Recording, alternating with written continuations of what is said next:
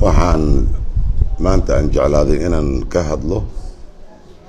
arrimo maalmahan la isla dhaxmarayay idaacadaha yani warbaahinta oo dhan iyo haddii aan ladin roon yahay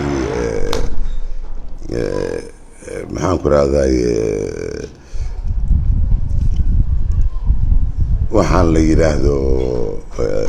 arrinta bulshada xiriirka bulshada xiriirka bulshada maxaan raahday social media waxyaabaha la isla dhaxmarayay ayaan rabaa inaan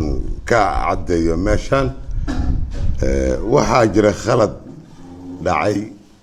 oo la baahiyey oo meel walbana laga sheegay waxaasna aan ahayn wax ka jira way jirtay doon ciidanka badda doomuu leeyahay doomihiisa way howlgalaan meel walbana waa aadaan shaqo kastana way qabtaan doon shaqo aaday oo rotiin caadi ah ay ku baxday ayaa laga dhigay doon mataqaanaa qaab kale u socota laga dhigay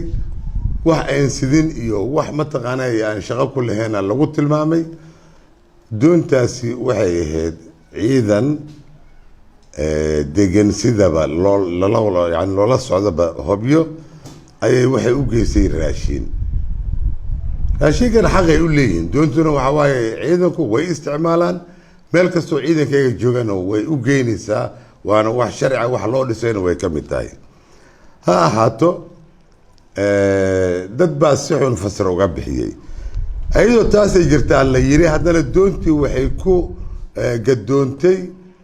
badweyn dhexdeedii waxaan dadweynaha u sheegaynaa iyo intii warkaas soo tabisayba inaan warkaasi aan sal iyo asaas midna lahayn in warkaasi aanan waxba ka jirin doontaasi wax kastoo socda ama markab ha noqdo ama diyaarad ha noqoto ama tareen ha noqdo baabuur ha noqdo wixiiba bir ah cilladu way ku timaadaa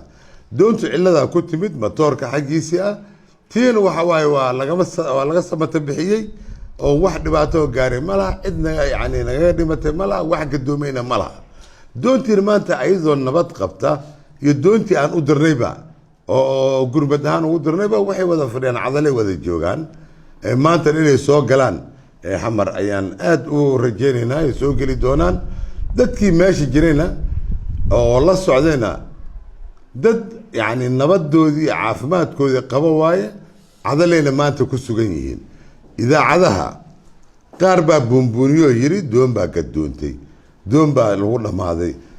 ilaa hadda khasaare lama oga wax dhintay iyo wax gadoomay iyo wax khasaaro anaga xaggayga ciidanka badda ka dhacay ma jiraan taas horta waa midda guud aan ummadda aan u sheegayo